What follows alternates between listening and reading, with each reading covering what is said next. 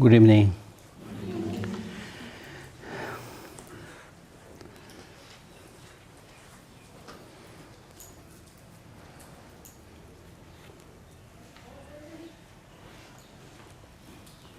Tsongkhapa, in his three principal aspects of the path, says that if you do not possess the wisdom that sees the things as they are, even if you make your mind habituated with renunciation and bodhicitta, you will not be able to cut the root of samsara. Therefore, make effort in understanding dependent origination. I repeat this. He says that if you do not possess the wisdom, seeing the reality as they are, even if you make your mind habituated with renunciation and bodhicitta, you will not be able to cut the root of the samsara. Therefore, make effort in understanding dependent origination. Actually, he should be saying, therefore you should make effort in understanding emptiness. Because he started this verse by saying that if you do not have the wisdom, understanding the way things are, that means understanding emptiness, then even if you make your mind habituated with the renunciation and bodhicitta, you will not be able to cut the root of samsara. Therefore, you should make effort in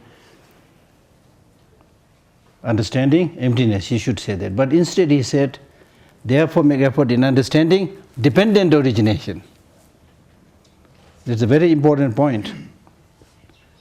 Because emptiness and dependent origination are like the two sides of the same coin.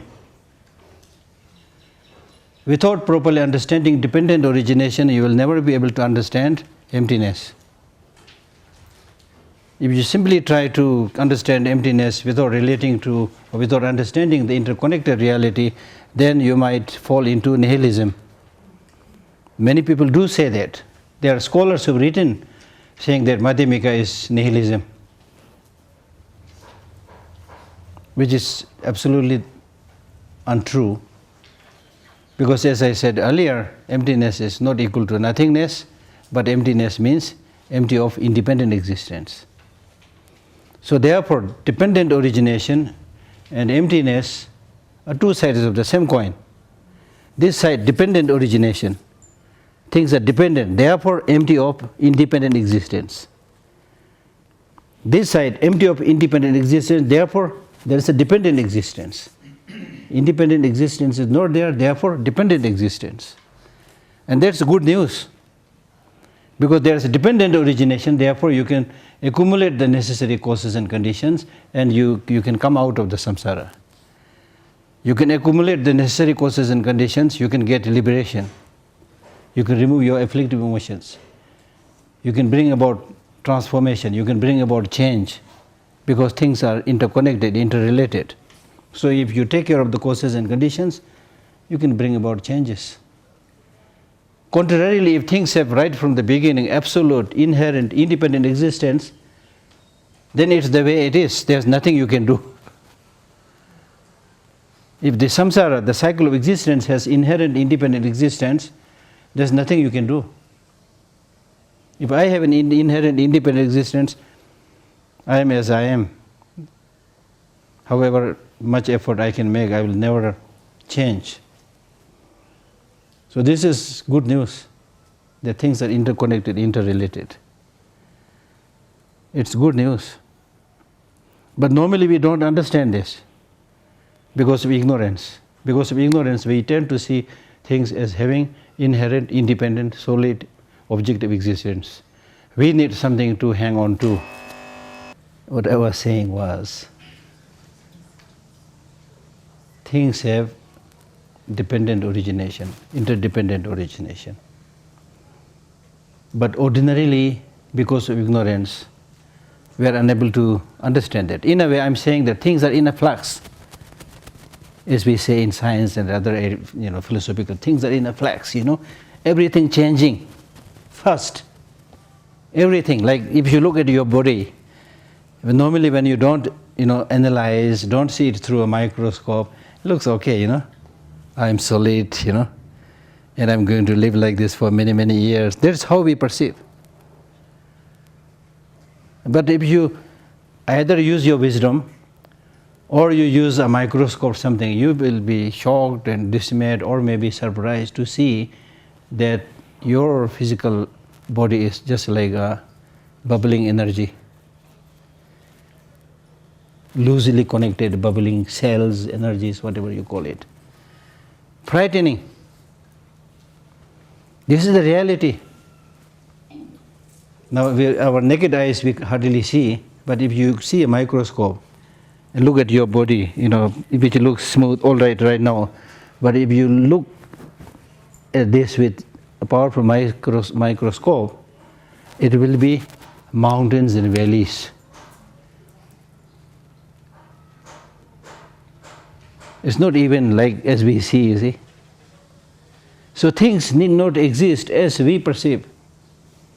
The reality may be something else. We are perceiving it in a different way. So therefore there is always a gap between appearance and reality. And we get cheated all the time. We suffer all the time because we go after appearance. We have no time. Especially in today's world, everybody is rushed. No time to find out the reality. We go after appearances. Oh, buy this fruit juice. When you buy a fruit juice, you look at the appearance. And the merchants, they know our weakness. So the most important thing they do is the wrapping should be nice. The packaging should be nice.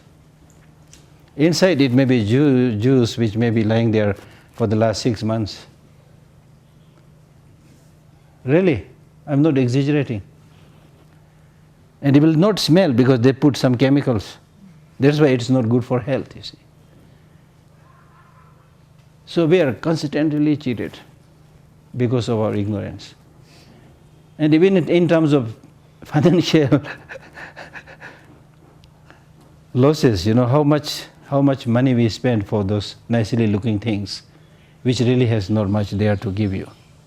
If it is a marriage also, again, appearance. How nice he looks, how nice she appears.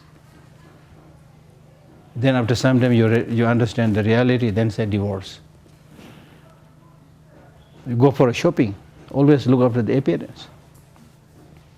And the appearances are normally deceptive. So therefore, what the Buddha is saying by giving this teaching of interdependent origination, he is talking about ultimate reality. That ultimate reality is that everything is loosely connected. There's nothing that concrete, tangible, long-lasting, enduring, which is source of your permanent happiness, Everything is changing, everything is in a flux. There's nothing worthy of hanging on to, craving and grasping, you see. And this Geshe Sangpo, in his 37 Bodhisattva practices, there is a stanza where he says, Yi dung we yu na teba na, yar jitu jin jasun chi hindu, zepar na ya dembar meda hinja bongwa jasi lalni. That means, when you encounter a very attractive object, then see it just like the rainbow in the summer. The rainbow also at a distance looks attractive. But nobody will think that I'll catch the rainbow and bring it in my home. If you do that, you'll be the loser, you see. You will simply exhaust yourself and you will get nothing. The closer you go, the rainbow will disappear. So every object is like that. At a distance looks nice. When you don't analyze, it looks nice. But when you scrutinize, what is there beneath the skin? What is there beneath the flesh? How transient it is, how fragile it is, how loosely connected everything, Then things cannot stand as you thought earlier, you see. And if you understand that, then at least you will not be cheated unnecessarily. So therefore this understanding, even on a very superficial level, is so useful, so useful.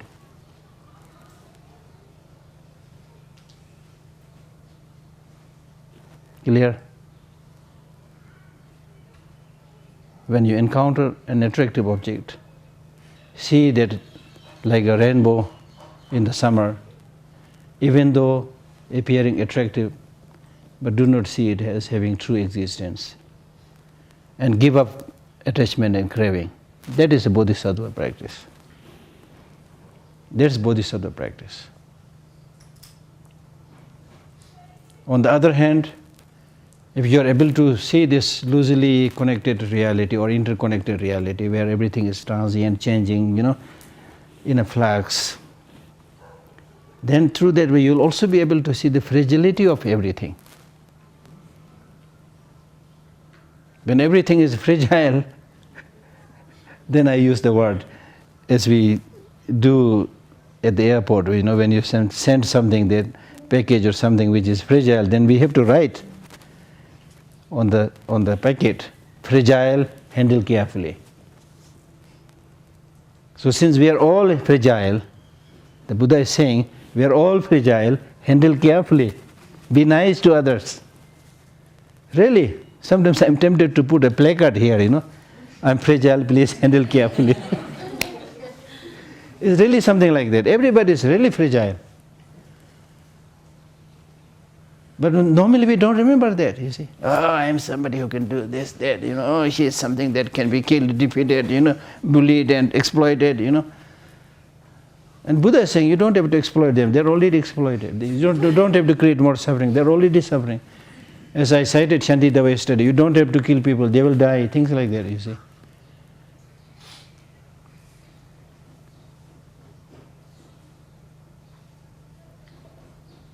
Okay? So therefore, since we are so much habituated with this seeing things as having inherent existence, therefore this text in the verse 25 yesterday we read, that this teaching that leads to definite goodness is subtle and very profound.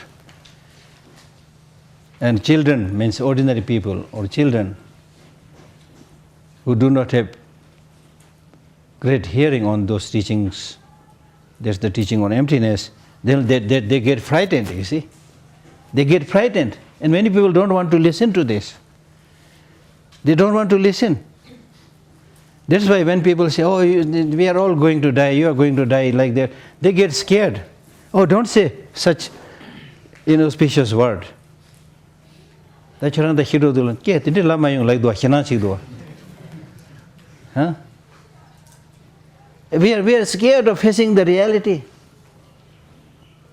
And Buddha, right in the beginning of his teaching, he talks about impermanence. The first teaching that he gave us on impermanence, the first teaching that he gave us on the Four Noble Truth, out of which the first teaching was true suffering, the truth of the suffering. And when he was teaching the truth of suffering, the first of the four features of the truth of suffering is impermanence.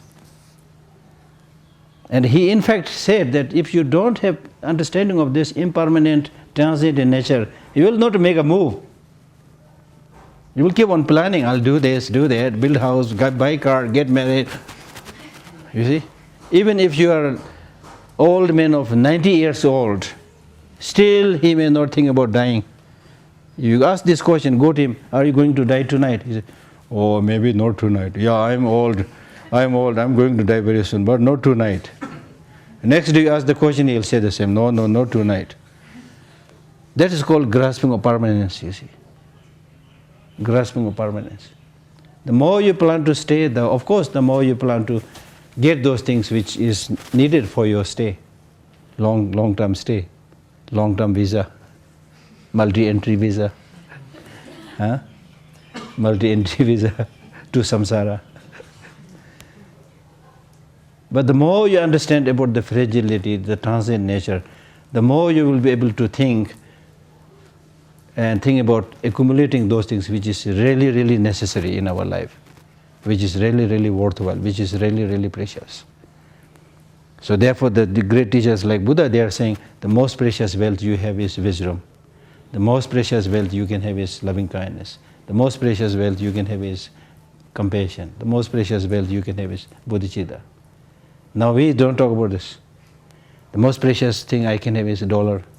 The most precious I can have is euro. What is the rate today of euro? Is it up, down? I want to change some money. It's always thinking about money, you see. And nobody talks about the rate of compassion or rate of loving kindness, the value of it, you see.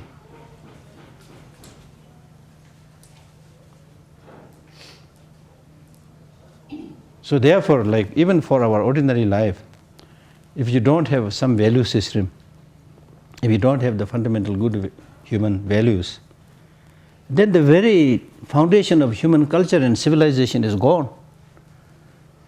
Everybody in their history, we read and we talk about the importance of a culture of a nation. What is the culture of a nation? What is the civilization, you see? Civilization and culture are basically rooted in good human values. If you don't have this fundamental good human values, you cannot talk about culture. And what is culture after all? Culture is very much related to the inner state of the mind. At least in Tibetan, we use the word rikshung or rigne, rigpa, something that's related to the mind.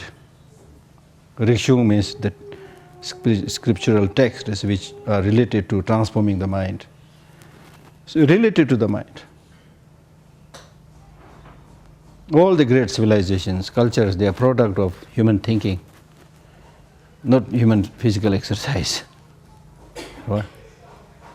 So therefore it is extremely, extremely important to use one's mind to understand as precise as possible of the way things are, especially the impermanent nature, the interconnected nature, the suffering nature. We need to repeatedly think about those things.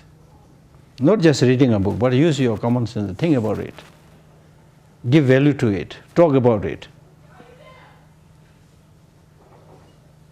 A society where individuals talk, study, learn more about these fundamental good human values, that society will flourish.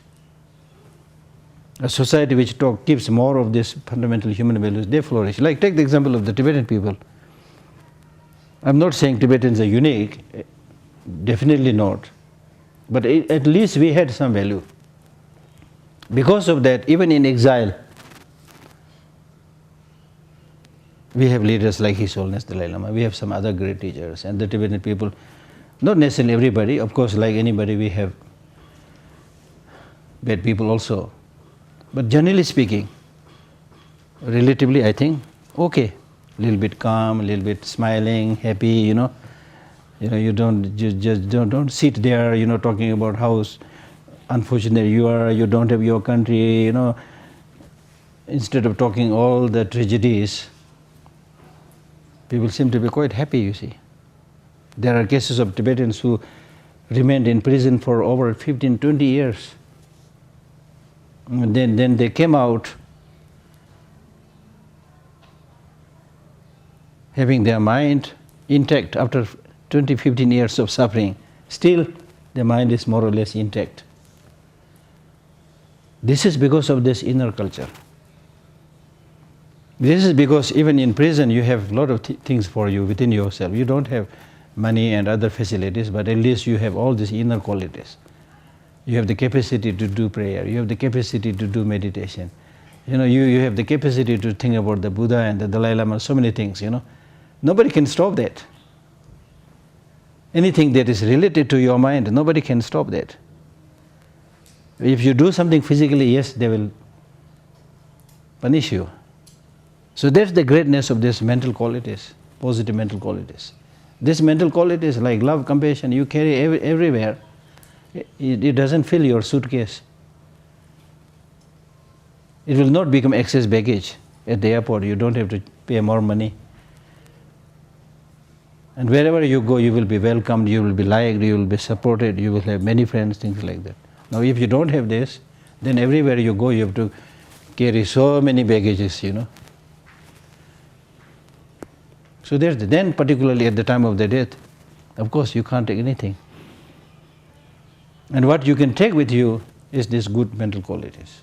Now the only problem and question is there really a thing called next life? When we die, is that the end of it, or there is something? whether the journey will continue or not. If the journey will continue, then we must plan. We must buy the ticket, confirm it, buy the food for the journey, clothes for the journey. That is spiritual practice. And for me, I think it looks like there is future life. And I normally give a very simple example. Like, for example, if you say, what matters is when you are awake, I don't care about what happens when I sleep. Nobody will say things like that. If you say things like that, then you will suffer, because what you experience in the day, you will have a similar kind of dream in the night.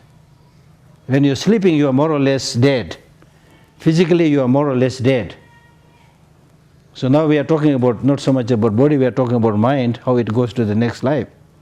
So tonight when you sleep, especially if you are very tired, then you are more or less dead, really. People may be going around you, you have no idea, You can't smell properly, you can't see anything, you can't hear, You are snoring, You are more or less dead. But this does not mean to say that when you are physically inactive, then your mind doesn't experience anything. That's not the case. Your mind still may be not only active, but will be even more active. Sometimes you get such a vivid dream, sometimes nightmares. It is so scary that you wake up perspiring. The mind is so strong.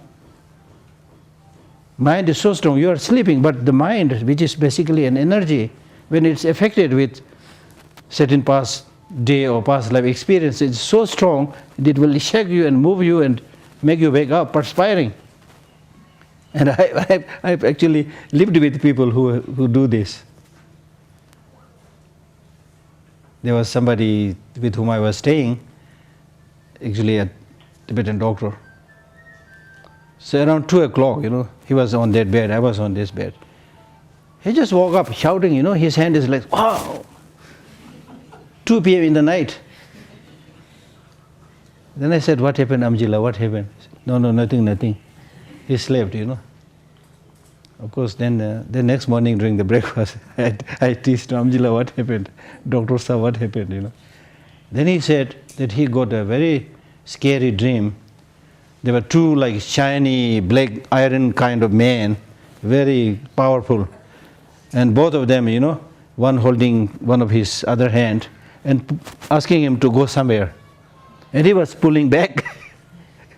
And then he shouted, in the dream, and he woke up actually, So these are the examples, your mind is so strong. Your brain or mind is so strong. And I think you should take these kind of examples. Once I was in Washington, several years back, I was watching that air show. It's a 3D air show. We were sitting comfortably on the chair. But this 3D show was so powerful to me, to my mind and brain. I cannot look at it for even a minute. Few seconds, then I have to just close my eye. Otherwise, I'm going to fall down from the chair. If I say this, people don't trust this. How is it possible? It is possible. It really is happening. So your energy or mind, brain, whatever you call it, so powerful that you become helpless. You see? So what I'm really saying is in the night when you're sleeping, physically you may be very inactive, but mentally you are very active. The mind is very vivid. It experiences happiness, experiences suffering. So similarly, when the mind goes, just as from the day to the night the mind goes and experiences, similarly when the mind goes to the next life also, it may not have a certain grosser physical body like we have, but it may experience the same happiness and suffering. So therefore it is important to live a way of life so that you don't have to have those nightmares and sufferings in your future journey. Now, for example, in the day, karma, the cause-effect relationship, in the day, if you fight with somebody very strongly, maybe exchange some feasts, and very angry, it is very likely in the night when you are sleeping and dreaming you will fight again. That's called law of causality, you see.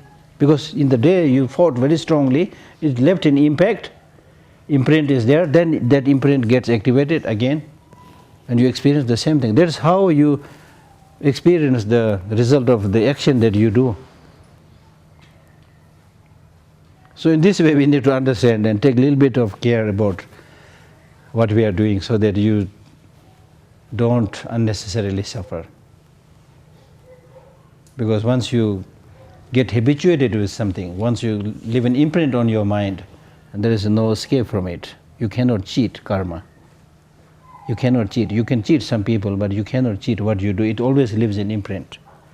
And on one's mind it is said it has like, I don't know, countless imprints, positive imprints, negative imprints, And when those imprints encounter external situations, stimuli, then it gets activated.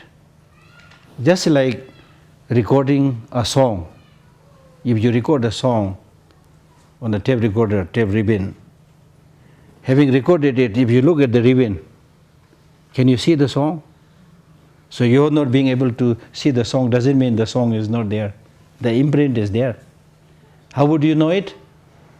You put it in your tape recorder or whatever, and when that tape ribbon, gets activated by the needed parts of the tape recorder, then it will play whatever is recorded. If you have recorded a song, then you can play and you can hear a nice song. If you have recorded people yelling and shouting and fighting, then you play, you hear that, you see. So don't think that because you are not able to see, it is not there. So many examples like that are there. So similarly, whatever we do, we get it recorded. And next time when it encounters the needed causes and factors, it gets activated and you experience either happiness or suffering. Therefore, take care. That's what the Buddha is saying. Therefore, take care. It is in your hand. Okay. So therefore, this concept of dependent origination is very, very, very important.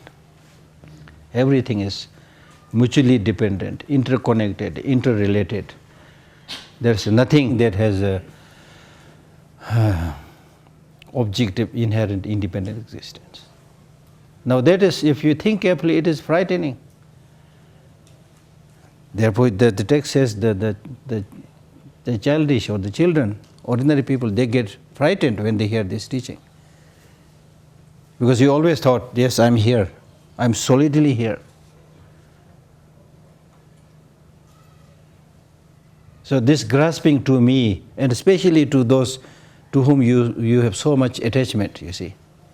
But this person which you loved so much, which you thought is a great, handsome and beautiful, is fragile, impermanent, transient. It's not there as you thought, That shakes you see. Because you always looked for a tangible object. This is it. This is the person I can love. This is the furniture I should buy, But with this understanding, then says, mirage, rainbow, illusion. So you can now not only listen to the Buddhist teaching, but if you use some of these scientific instruments and see about the reality. Like, for example, impermanence. Okay, we talk about impermanence. Things are changing momentarily. We talk about this all the time. It may not shake you. It may not make much impact in you. But now you watch a video of your body. I'm planning to come up with some project. If anybody is interested, please work with me, because I'm not very good in this, dealing with the machines. Teaching impermanence by showing how human body functions. Externally, it's wrapped in skin, so it looks okay, but now go inside, see how the lungs function, how the heart functions, how all the parts in your body function. Then you will see how fragile it is. That's not to frighten you, but simply to be able to see the reality so that you take better care of it. You cannot just throw everything into your mouth, thinking that inside there is a machine which can, crush everything, which can digest everything. We do it even on such a small scale, I don't want to talk big, These teachings are really talking about big things, But we need to start from those small, practical things. You see, if there is a slight damage to the lung or to the kidney, you have breathing problem. You have sleeping problem. So many problems. If some of these tiny pores through which blood goes, through which water goes, through which air goes, if they get plugged, you see? So it will help you to take better care of yourself, not to frighten you. Like a glass, anything that's made of glass, we will handle very carefully because the more it is fragile, the more we handle it carefully, don't we? So similarly, if you understand how fragile you are or how fragile others, then as I said earlier, we need to handle these things very carefully. So it will help you, it will not harm you. Okay? Most of the cases people die unnecessarily because they don't know how to take care of themselves. Take smoke all the time and then drink.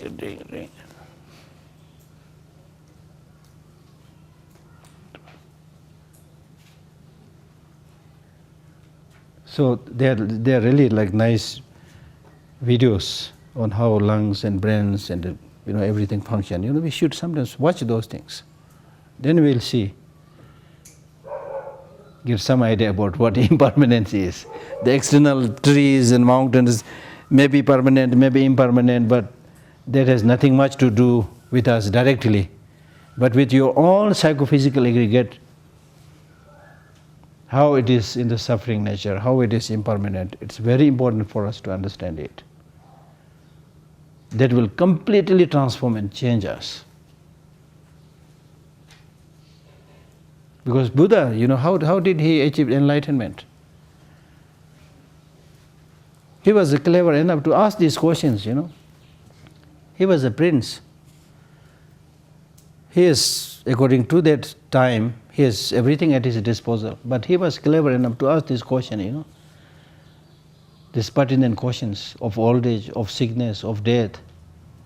Then he asked this very important question, how can we reduce this? How can we end these sufferings, these problems? What are the causes and conditions of these problems? And not only he found them, but he lived and practiced that and found a way to cure human illness, human problems, not temporarily but for long term. So therefore, many thinkers today, they say that of all the scientists that the world has seen, Buddha is, from that perspective, is the greatest scientist because he came out with a solution of removing the human problems from the very root. From the very root. That means remove the ignorance, you will be happy. The other findings are like patchwork solutions. Whether it's a scientific finding or any other finding, if there's a problem with the kidney, okay, just treat the kidney. Hardly think about the rest of the body. Of course, never think about the mind. If there is a problem of the eye, okay, treat the eye, do an operation, remove it or replace it, things like that. This is how the modern treatment takes place. But according to the Buddhist tradition and even Tibetan medical tradition, the whole human psychophysical body, psychophysical aggregate is taken into consideration. When if you have some problem here and there, it's all interconnected, interrelated. If in the world we see a problem, we should not say, oh, it's a problem only there. It's interconnected, it's interrelated, you see. So you can clearly see how important this idea of interdependent origination. But it is not easy. We need to repeatedly think, apply it to one's life, and find the truth of it. Then gradually we'll get some understanding. the ordinary people, they get scared, as is said in the verse 26. They get scared because they then think, if there is no I that has independent inherent existence, then I does not exist.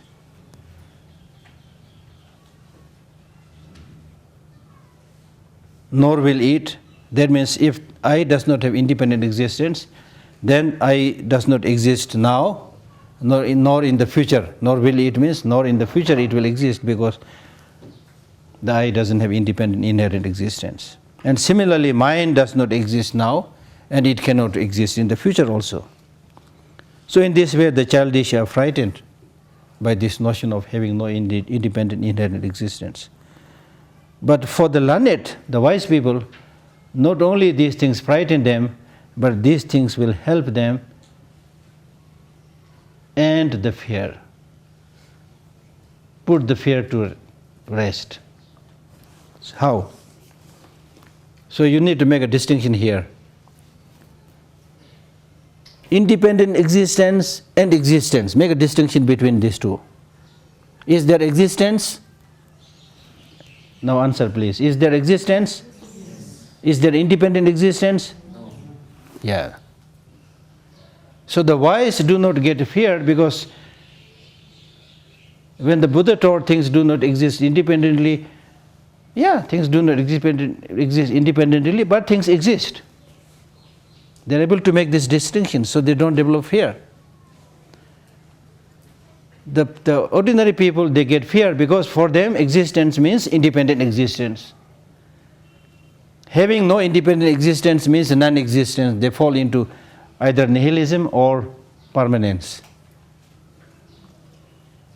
I mean, it's very simple to say, but related to our own thinking, it's not easy, because we mix the two. If I exist, I must exist independently. Otherwise, it doesn't make sense, you know. I exist, doesn't exist independently. It doesn't make sense. But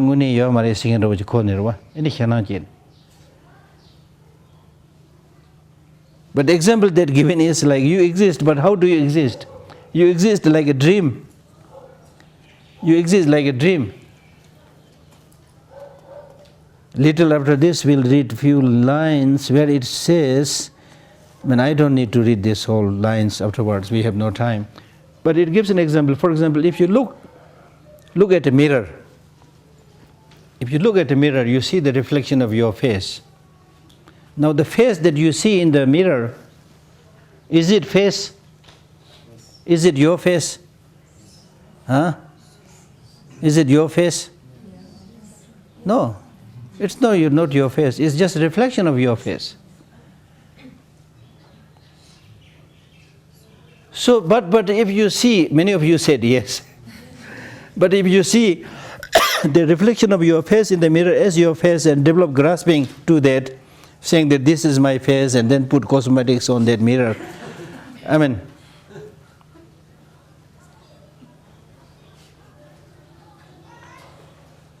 that's stupid, that is foolish, wastage of time. So similarly, our existence is actually like that reflection. Just as when you try to pinpoint your face in that mirror, you will not be able to find it. It's just a reflection of your face. Similarly, even with your own real face or your body, if you try to pinpoint, where is it? One after another. I say, this is my hand. I remove this, where is it? I remove this, where is it? I remove this, where is it? You know? This finger, take this away. Still my hand is there. This, remove this. Still my hand. If you split everything into parts, you cannot find a hand. So hand is not just the aggregate of the parts of the hand, neither the individual parts nor the aggregate. Because even if the aggregate is there, if you don't give the designation hand, it will not become hand. Instead, if you call it water, it will become water. You see, this is like magic, like mystery really, how things function. So how things function is like magic, it's mystery. Therefore, if you read this beautiful text by Tsongkhapa, which is called Praising the Dependent Origination, Praising the Dependent Origination, it is available in the library. So I do some business while teaching also. So buy some of these books, and it's a beautiful commentary there also. So there Tsongkhapa praises. Some of my library staffs are laughing now. I'm working, so don't laugh. So Tsongkhapa used this title, Praising the Dependent Origination, because he was praising the Buddha by saying that, how come, how did you figure this out? How did you figure this out? This thing called dependent origination is really amazing. How did you figure this out? That things exist, do not exist independently. Things do not exist independently, but still things function. How does it happen?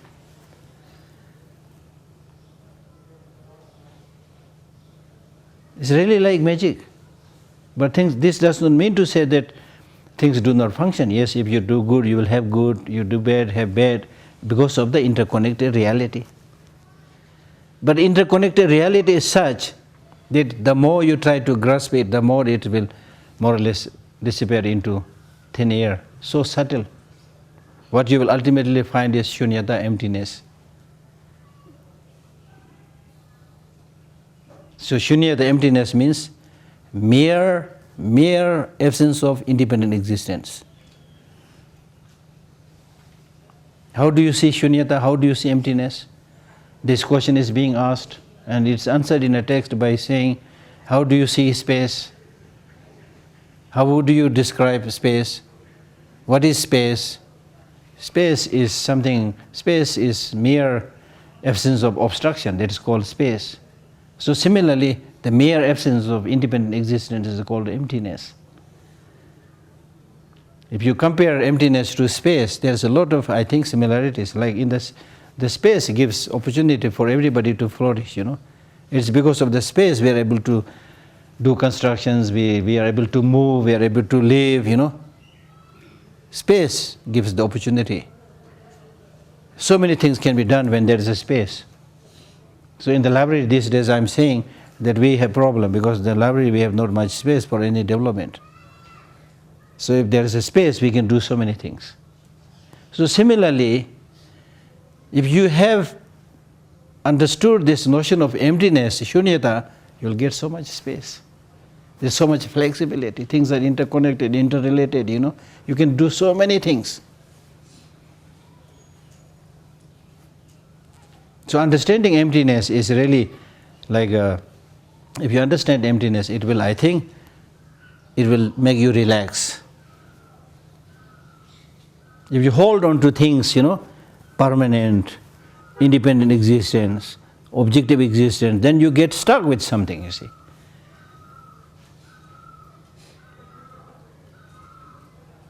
So it provides, that's why as I cited the verse yesterday, as Nagarjuna said, to whom emptiness is possible, everything is possible.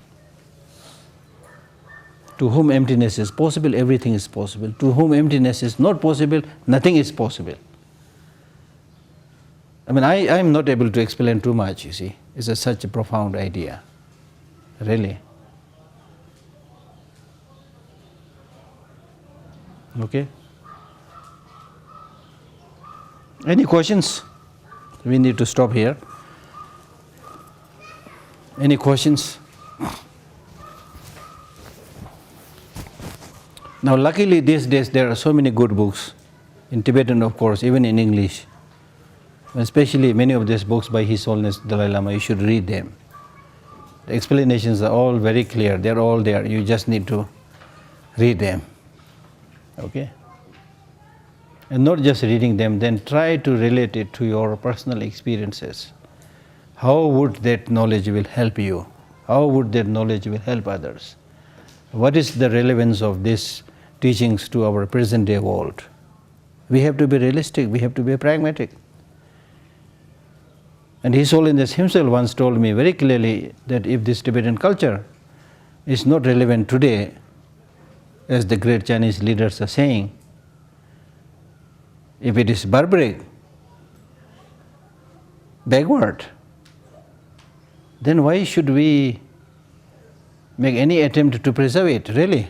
Nobody will come to study this backward, barbaric culture, Buddhism, you see. So then we should also forget it. But that's not the case. Still so many people are showing interest in it. And many of you who come from more developed countries, you have not come here in search of money from the Tibetan people or a good luxurious accommodation, We don't have those things, you see. But you see some value, and that is really great. I'm not saying this is great because it belongs to the Tibetans, but this culture, this religion belongs to the whole world. And what we, the Tibetans, are trying to preserve is a world cultural heritage, which is unfortunately dying today. Dying because one, external intrusion, interference, disturbance. Another, the culture, religion itself is so systematic and so thorough and so profound. Not many people, unfortunately, have the time these days to go deep into those things. So gradually you will be able to, even the so-called scholars may be able to scratch a little bit and tailor it a little bit to, make people happy. But they will not be able to talk about the deeper realities, deeper aspects of Buddhist teaching, which is actually revolutionary in bringing about complete overhauling or transformation of the way we are living. See? So it's very important not to just spend few hours thinking, but little bit go down deeper, specialize it in it. Then you will be able to see, yes, this is so important, you see. Okay? So that's my feeling. Any questions?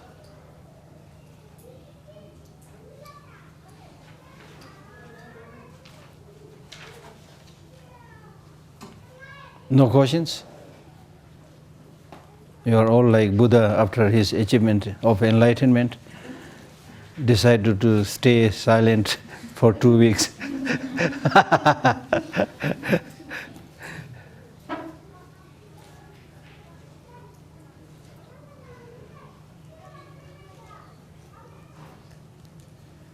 I mean, we need to so many ways of studying Buddhism, so many ways of practicing it. Sometimes you should just focus on very small things, easy to understand things, common sense things. The life is short, number one. For example, life is short, and that's for sure. That doesn't need any explanation. Now, in today's time, very few people live around 100 or so. That's the maximum on an average, even if I give you some discount. So if average age is 100 after giving big discount, then again look at your life. Already 60 years, 50 years, 30 years, 40 years. So that means the remaining is 40 years, 30 years, 60 years maybe. Majority maybe 70 years. In this gathering, maybe majority maybe still maybe live another 70 years on an average. But there is no guarantee that you will live over that 70 years. So that's the reality. This being the reality, this being the case, that after 70 or so years, it's definite that one will die. But there's nothing to get scared about death. If you understand this Buddhist teaching, death is like changing the cloth. You don't get scared by changing the cloth, So similarly, if you had fashioned, if you had trained your mind, made your mind habituated with positive ways of thinking and living, then death is nothing. You will be born again, much younger, much fresh, much, This is like changing clothes. So there's nothing to scare about it. So therefore, while you live, you need to make a plan that each and every moment, each and every day, I will live happily, not at the cost of other people, but just by being good, being good to oneself, being good to others, not harming others, and then enjoy life. It's not like, oh, life is suffering and every day, Buddha is not talking about those things. Buddha probably was one of the happiest person in the world.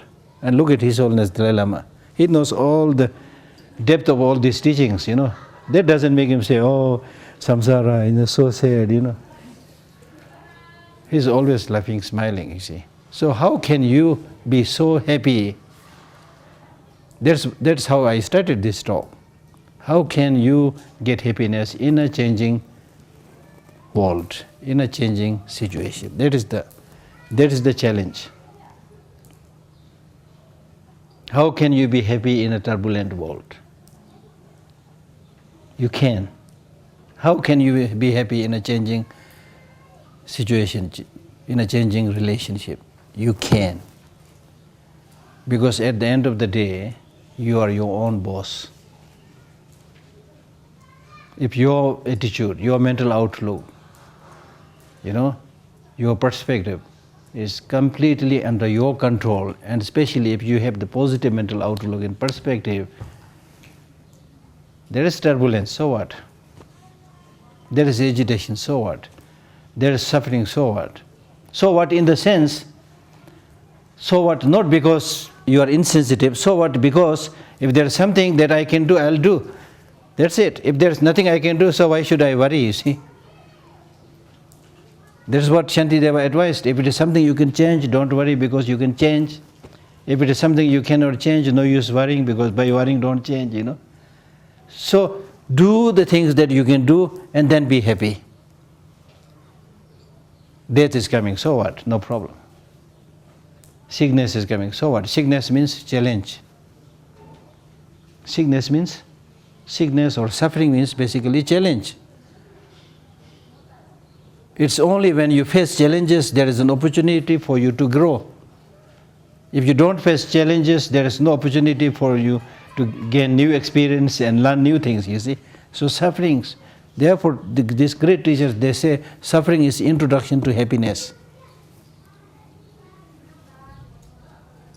If you look at two wrestlers, it's by wrestling against another wrestler that your muscles grow. If there's nobody to wrestle with, you will not be able to improve your wrestling skill. So challenges give you opportunities. So sufferings are challenges. So it is important to develop that wider, realistic, holistic perspective so that in a changing world, in a changing relationship, whatever be the case, you should be able to remain calm, peaceful and happy. So that is what these great teachings are talking about. Okay? Any questions? No question? Last chance.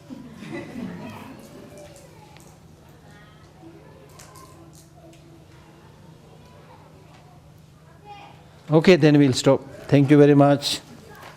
I wish you peace and happiness. May His Holiness and all the good people live long. Thank you very much.